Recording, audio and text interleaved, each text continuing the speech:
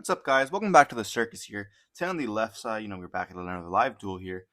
Today on the left side here, we have branded Eldlich, a interesting deck choice. I don't know how I feel about Eldlich's format. It's very good, but Brand and Eldlich as a deck, they're both very strong decks by themselves. Mixing them together, I guess you can have a little bit of an engine, but on the right side here, this is what I'm most excited for. This is Vanquish Souls. This is a new card that came out of, or a new set, a new archetype that came out of a new set of uh, Wild Survivors. They have dinosaurs, this deck here, and then the Hungry Burger archetype. We'll be looking at that in a future market watch here. Before we dive in, over to like, comment, subscribe, and yeah, we'll go over a little bit of the Vanquish Soul cards. What they do, they're based off of a fighting game, which is pretty cool. I'm going to be seeing they start off, and I believe they're going to activate the Vanquish Soul, Stake Your Soul here.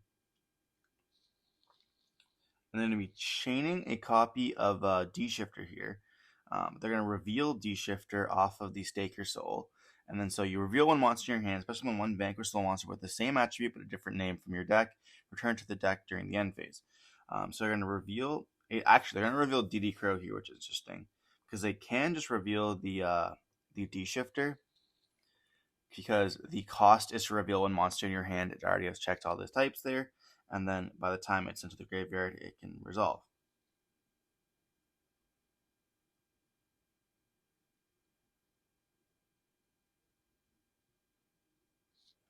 So here we're going to be revealing the level 6 Vanquish Soul Pluton High G. And then during your opponent's turn, if you control no monsters or only Vanquish Soul monsters, in your main monster zone quick effect, you can special summon this card from your hand. And then you can activate one of these effects by revealing. They all have one of the effects revealing all this stuff. And then it gains 300 attack or defense. So then we're going to be normal summoning. I believe this is the Raisin here. You can add a non-warrior Vanquish Soul monster from your deck to your hand.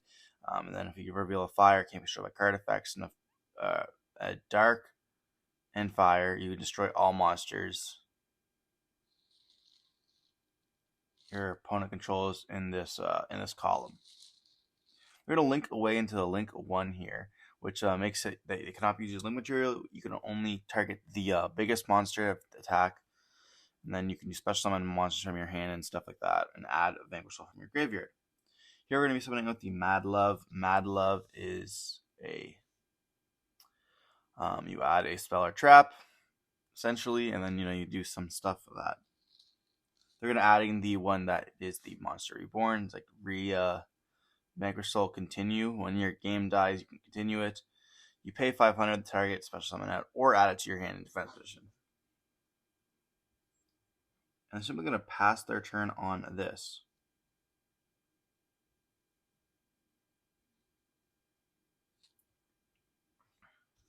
The only one we didn't really see there was the I think we saw a Heavy Borger, but we didn't see the Caesar Avalius or the Panthera.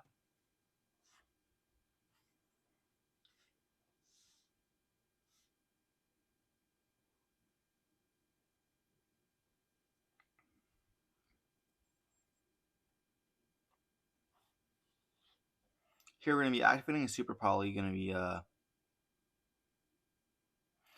banish or discarding the Necrold Banshee here. We're going to be going into a Muddy Mud Dragon, because they all are Fiend types with different attributes. And these will be all banished off of D-Shifter here. And then we're going to activate the effect of the White Awakening, or White 1, to summon out a Lord from the deck. They're going to activate a Foolish Burial Goods, dumping a Baladrock here, or Foolish Burial. So they didn't actually activate a D-Shifter. That's interesting. They're going to activate the Necrold Banshee. Maybe the thing is, we just found out about the ruling of the Stake Your Soul. So maybe he was under the influence that if you did activate that, you wouldn't be able to. When we're seeing a set card, then we're going to be seeing a battle phase attack with the Muddy Mud Dragon. They're going to pass their turn there and draw. During the standby phase, we're going to be able to summon back out the Baladrock, because we can do control a field spell, which is Zombie World.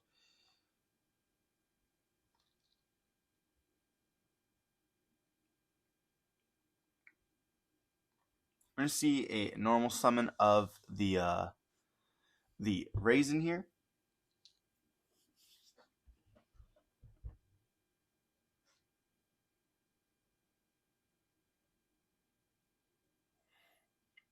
And it looks like they're gonna read the Bale Draw crazy card.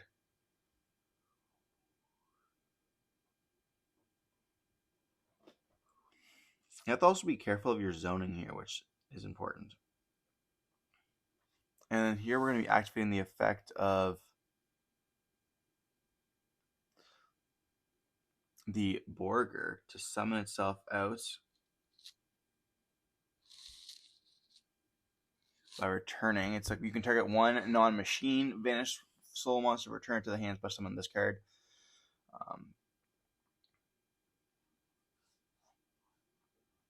They're gonna flip up rivalry here, so now they're all zombies as well, so you can only control zombie types. So they can't special summon anything in from the hand essentially. And then we have the Ryzen as well as the other one, and so this is an earth and a fire, I believe. So I'll be able to deal 1500 damage.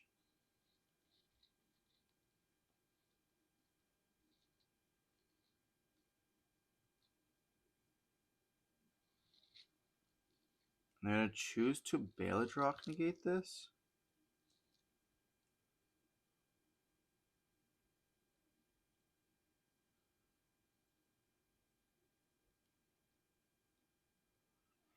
Then we're going to be seeing a Stake Your Soul, summon out. And then that's going to be adding the Panthera here. I'm not sure if they're able, I guess they can do it because they do summon simultaneously here.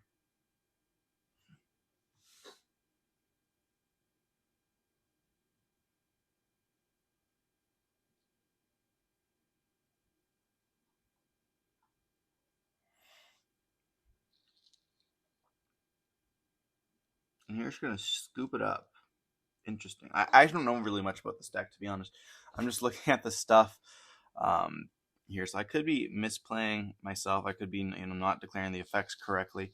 I want to apologize in advance for that. This is one of my first times really like I've read the cards, but the problem is like if you know how it is when the cards have like multiple effects and you're seeing them on a little screen like this, it's hard to remember exactly what they do. But it looks like to me that I don't know why they're putting two cards face down. They might be playing another card that's not on this list that I have here, the Vanquish Soul stuff. But yeah, moving on into the game 2 here. I feel like Rivalry Zombie World's very good against the deck because they can only attempt to summon zombies. They can't even return their card to the hand, and Zombie World doesn't affect the hand, I believe.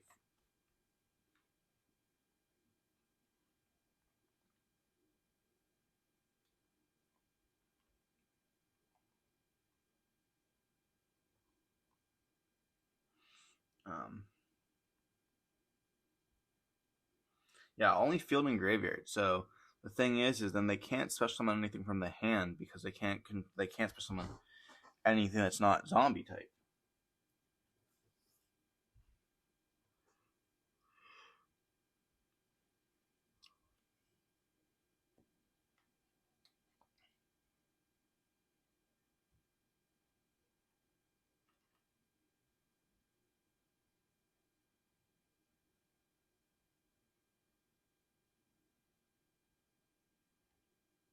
Here they're explaining a little bit of the Vanquish Soul stuff, understandably because that's brand new, right?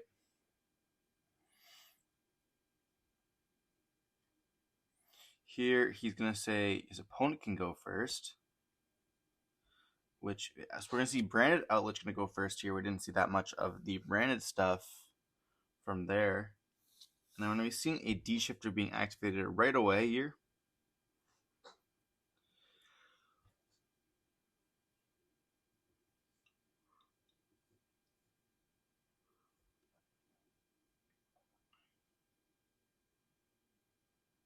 And you do see a Stake Your Soul in the hand as well.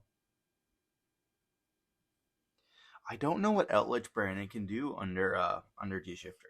I know they can set stuff, and hopefully they don't have to use it next turn. But the thing is once once you start like having to use your trap cards, we're gonna see Branded Fusion be activated here. That is one hell of a card. Sending the Albaz, but you can't send like your Necrold Banshee like we saw that they would want to do, because it's gonna get banished instead. So do we send like a hand trap, or we see Dark Magician here? So I guess they can go for Dark Magician, then they could discard, shuffle back Dark Magician as well as the Albaz to make Dragoon if they wanted to, because the Lubellion does take a Dark. And Dark Magician does, does make that pile. We're going to see them go for the Lubellion here, and then they're going to be discarding a card, the Bloom, and then shuffling back potentially Albaz and the Lubellion. That makes sense to go for a Mirror Jade. That could also work. Mirror Jade can be very good, I guess, when you're like revealing the special summon back stuff. So if they just summon out a monster, you can just banish it and get rid of it right away. We're going to set 2 cards here and pass. And we do see a DD Crow in the hand of the Vanquish Soul player as well, which I think is interesting combined with a copy of D-Shifter. We're going to see a special amount of Fenrir, and this card's a card. This card is insane. It's not touched on the ban list. We're going to be seeing a whole bunch of Fenrirs here. And we're going to be seeing a Conquistador activate here. And then we're going to also see a Lord activate as well. Something with the Golden Lord, then we're going to see Conquistador being able to pop that Fenrir there. And we do lose out on a Graveyard Sanguine, but at the same time we do have the Lord as well as Conch on the field. But Conch is really going to be a target for the Vanquish Souls player to destroy, because you really want to get rid of that before it gets a hit to Graveyard. Here we're going to see a Rhoda. I don't think we need an explanation on this card. It's here just for a level 4, which is the Ryzen, I believe. I think, yeah. We have Ryzen, yeah, which is a warrior. That's pretty crazy. Then we're going to see a Stake Your Soul being activated here. So this is a different card. We're going to reveal a dark type, which is going to be the DD Crow. So they're obviously playing the other one, which banishes one to summon out. Then we're going to search for the Mad Love here off the Stake Your Soul, because it also is a dark type. Then we're going to be normal summoning out, and then you can search for a Vanquish Soul Solar Trap. Speller Trap, not Solar Trap. Huh. This is the other one. I don't actually know what this one does. I don't think it's really commonly played. Unless let's continue, and I just completely didn't see that correctly.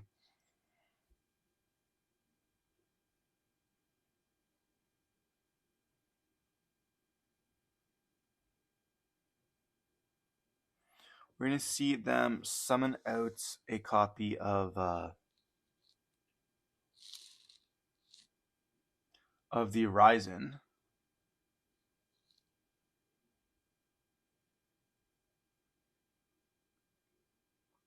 They can normal summon out the Ryzen because Mad Love was special summoned off of the Stake Your Soul. And then here we're going to be searching for a monster, which is going to be the Borger. It just returns it to the hands, and then so they'll do the one that has to bounce, because the Stake Your Soul has to bounce a card back to the hand during the end. Or it has to bounce that monster back to the end phase. So they can just target the Mad Love, bounce it back, and then they're going to get their effects here.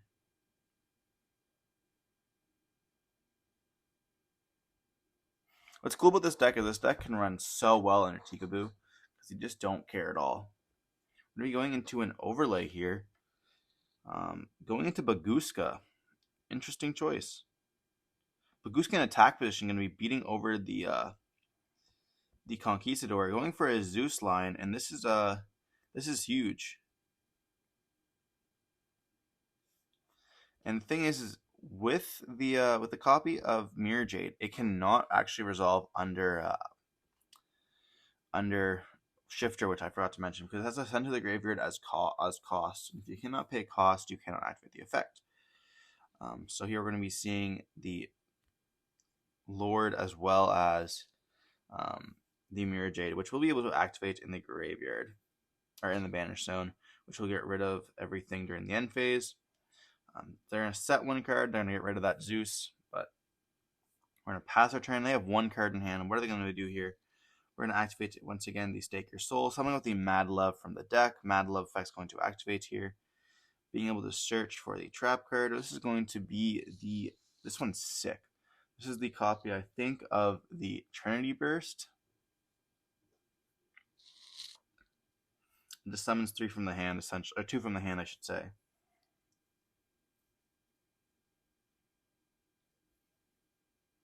But like it bounces the ones from the column. It's just insane. It's really good to the combo deck because they can just bounce back the monsters until you from the extra deck. And just crazy.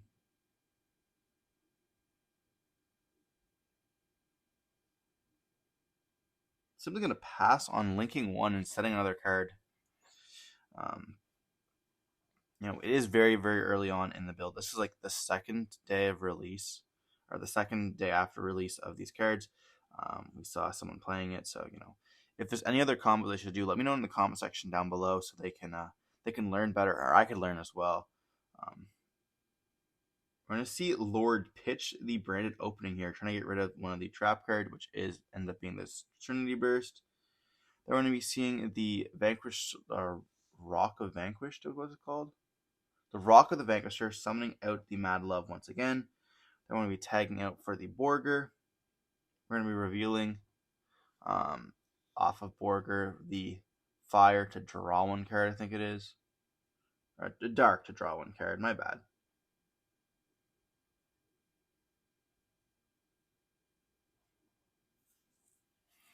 But they are out of stuff here. So they're going to be able to DD Crow the Lord, and that's huge.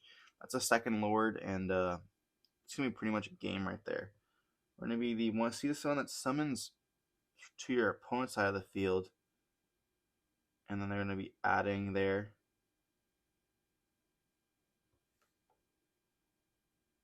That's a small world. I'm just cracked here. What am I saying? I'm sorry, guys. So yeah, that's not a Vanquish Soul card. That's small world. He's small world pathing. I'm like, why is he always summoning these monsters? But he's showing his opponent how they line up, and then he's banishing 2. Okay, that makes a lot more sense. He's small world lining. I want to apologize for that. I'm like, what Vanquish Soul card does this? I'm here reading all the cards. Wow. Yeah, small was pretty cracked in this deck. I never thought about that. Because they're all different attributes and types.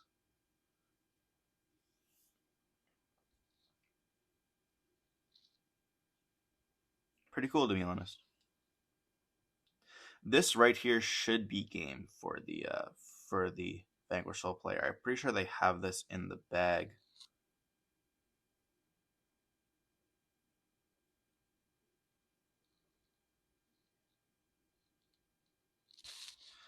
But we're going to be seeing them look at the Rock.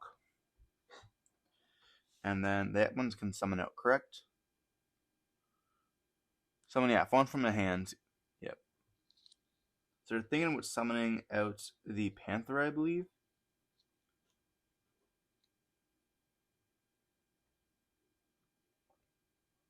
Or no, that's the Caesar here. Okay. They're going to use the Caesar effect, and they're going to go battle phase whack. And that brings them down to 25. They're going to set another card and pass with 3 in hand here. So doing very well. We're going to see them set a card, and they have no Lord anymore. So they're going to be able to summon out the monster to be able to search for the Mad Love there. And this is pretty much going to be game. They're going to pass their turn on this, and they can just go, battle phase and swing for game here. Unless you're going to try to pop that back row. But there's nothing that back row really can be that's going to be good enough. We see them activate effect, reveal, draw another card.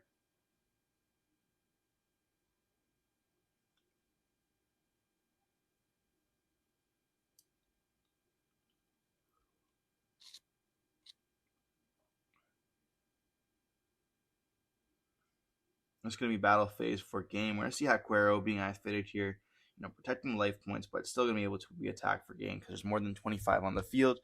And now we're moving on into game 3.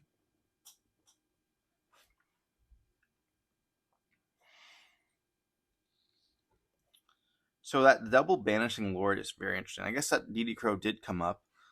Small World is very interesting in the deck. So they Small World game 1, D-Shifter, into something else. They couldn't play through their own D-Shifter. But like being able to play D-Shifter is crazy in a deck like this.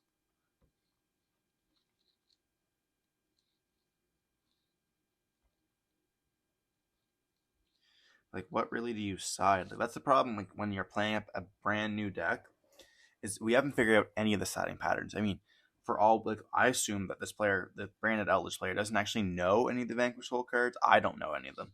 If I was playing against it, round 1, I wouldn't know what they do. I potentially may have read I read the Caesar, but we read them like way back when they first got announced. Like these are not fresh off the top of our heads. Kind of cards that you'd think about every day. And then even if you know the cards, that doesn't mean you know the combos at all. So that's what I think is interesting. Having a Link 1 is pretty busted. But maybe people have read the cards a lot. There's 7 Ultra slots out of the 10 that were given to this deck. So, and somehow I ended up pulling 2 of the non-10 in my box. What is that? We're going to see a standby phase D-Shifter once again. Very, very rough. We're going to activate the Zombie World. This is going to be, all right. But we do have the Duster off the top. That was so sacky. But we take those. And can we OTK through this, though? Summon out the Fenrir. Activate Fenrir effect. Searching for another Fenrir. That's a start. Normal summon out. Being able to search here.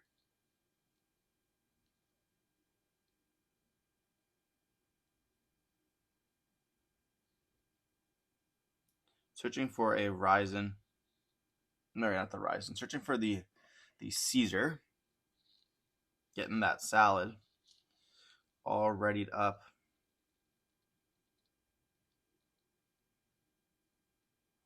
Is there a way to OTK in this deck? That's my question. I mean, probably. You can probably link away, activate the effect, summon back out, then bounce for Caesar. We're going to be seeing them bounce for the Caesar there. They're going to be able to attack. Bring them on the 26, and if they have all 3, they destroy one other card on the field. Now that they have all 3 for that, which is kind of weird, I feel. Like, Caesar's kind of like the boss monster of the deck. But, I mean, you just reveal monsters. So, like, we see Ash Blossom in the hand. That considered a fire. But they're just going to scoop it up, realizing they don't have enough, and that would be going to be game itself. So, we see Vanquish Soul end up taking the win here. And they're showing off like what they're siding there. They're siding Drolls against the deck, which hurts, but not under D-Shifter as an issue, right? Which is why we saw the Cash matchup, and as well as Flu if they end up hitting the D-Shifter. It's crazy how like the decks that lose to Droll can just play D-Shifter like that. But we're seeing some of the lines there of what the stuff makes sense. If you're playing DD Crow for the Caesar, it makes sense as well. It's also a good hand trap this format. Hope you guys enjoyed the video. Don't forget to like, comment, subscribe. If you want to see any more of the Vanquish Soul stuff, he's just showing off the deck here. It's a brand new deck, and players are interested in seeing it. There'll be a Vanquish Soul deck profile coming up soon. If this doesn't drop the day after the deck, I will apologize. Hope you guys enjoyed the video. Don't forget to like, comment, subscribe. We'll see you next one. Stay safe. Peace.